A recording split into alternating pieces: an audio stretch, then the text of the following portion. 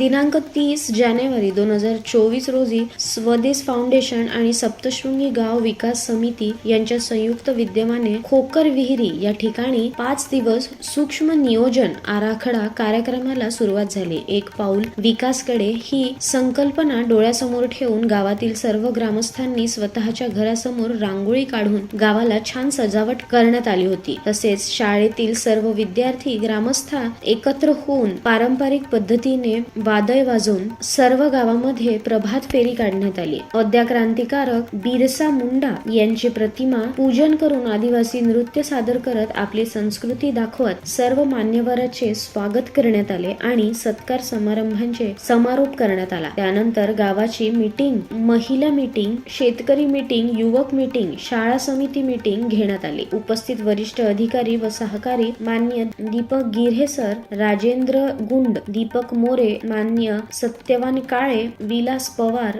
तुषार अंबारे, अशोक गोपाळ, नितीन डोंगरदिवे, तुकाराम बोरसे, कल्पना महाले, गणपत बागुल सर, ग्रामसेवक राजेंद्र निकुळे, सरपंच, उपसरपंच, जिल्हा परिषद शिक्षक उपस्थित होते.